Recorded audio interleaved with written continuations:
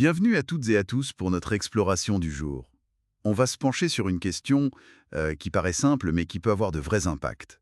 Comment est-ce que la position dans laquelle on dort affecte notre santé? Oui, bonjour, c'est une question fondamentale. Et notamment, est-ce que dormir sur le côté, c'est vraiment la solution miracle pour certains problèmes assez courants? Pour ça, on s'appuie sur un article récent de National Geographic qui fait un peu le point sur les recherches. Notre mission? Essayer de démêler le vrai du faux sur les bénéfices. Ou peut-être les limites de cette position latérale. Surtout pour des choses comme l'apnée du sommeil, les douleurs de dos ou même les brûleurs d'estomac. Allez, on décortique ça. Oui, et d'emblée, il faut nuancer. Les recherches montrent assez clairement que dormir sur le côté, c'est souvent mieux que sur le dos ou pire sur le ventre. Mais, comme le dit le docteur Raj Dasgupta, un médecin du sommeil, attention, ce n'est pas non plus une solution universelle miracle. Les avantages sont là, c'est sûr, mais ça dépend des gens. D'accord. Commençons par un gros morceau, l'apnée du sommeil. Ah oui. Alors là, la position sur le dos, c'est vraiment celle qui favorise le plus le ronflement et surtout l'apnée obstructive. Raphaël Pelayo de Stanford l'explique très bien. C'est une histoire de gravité, en fait. La langue, les tissus mous de la gorge, tout ça a tendance à reculer et à bloquer le passage de l'air. Et les conséquences, c'est pas juste mal dormir, j'imagine. Ah non, loin de là. Ces pauses respiratoires répétées, ça dégrade la qualité du sommeil, bien sûr, mais ça fait aussi chuter l'oxygène dans le sang. Et à long terme, les risques sont sérieux. On parle d'AVC, d'hypertension, de maladies cardiaques et même de démence, selon des chercheurs comme Sonia Ancoli-Israël ou Merck Krieger. C'est considérable. Et donc, se mettre sur le côté, ça change quoi concrètement? Eh bien, ça aide mécaniquement à garder les voies respiratoires ouvertes. Moins d'obstruction, donc moins de renflement et moins d'apnée. C'est ce que confirme Rajas Gupta. Logique. Et il y a même des études, comme celle de Susan Redline, qui suggèrent que ça pourrait améliorer l'anatomie locale, augmenter un peu le volume pulmonaire, renforcer certains muscles. Carrément. Juste en changeant de position? C'est fou. C'est l'impact de la mécanique corporelle. Et cette idée d'alignement, de mécanique, ça nous amène naturellement aux douleurs lombaires, non?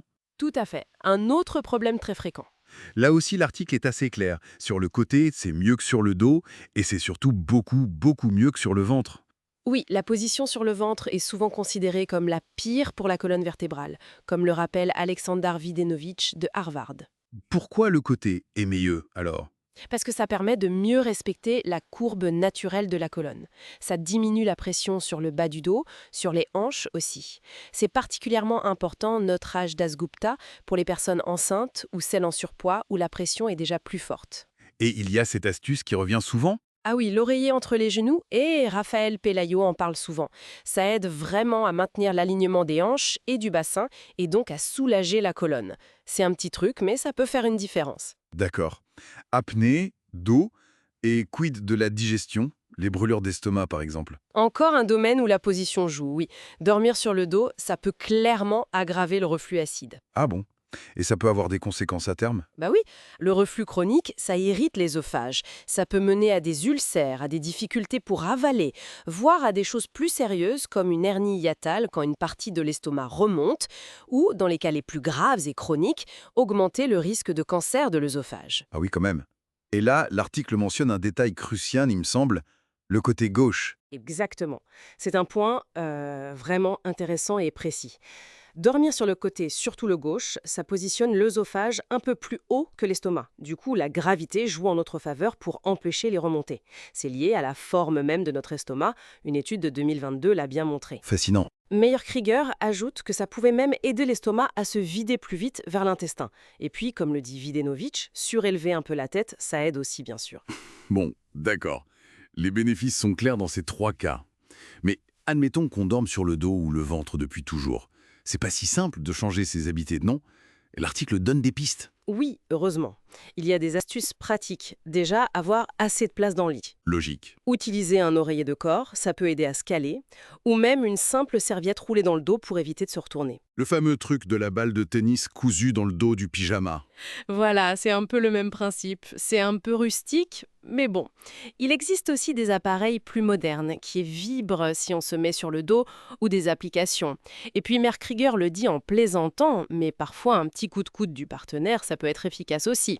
Sans oublier les bases quand même, hein. Un bon environnement de sommeil. Jennifer Martin de l'ASM insiste là-dessus. Une chambre sombre, calme, fraîche. C'est fondamental.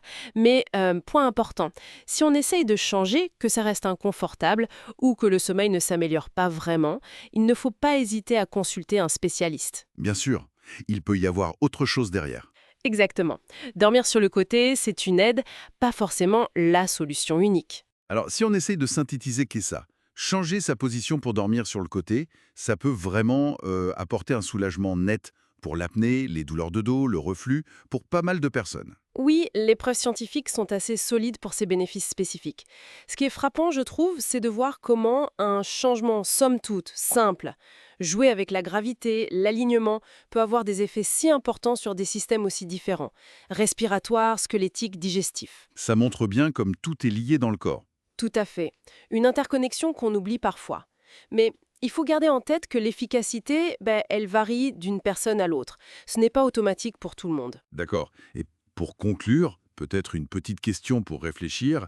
Au-delà de ces bénéfices très physiques, très directs, est-ce que notre position la nuit pourrait être influencer des choses plus subtiles? Je pense à notre humeur le lendemain, notre niveau d'énergie, nos capacités de concentration. Est-ce que de petits ajustements nocturnes pourraient avoir des effets positifs un peu cachés sur notre bien-être général? C'est une excellente question ouverte. La recherche se concentre beaucoup sur ces gros problèmes de santé. Mais l'impact plus global sur le bien-être quotidien est certainement un domaine fascinant à explorer. De quoi méditer un peu, peut-être sur le côté gauche, dès cette nuit. Merci beaucoup pour cet éclairage. Merci à vous.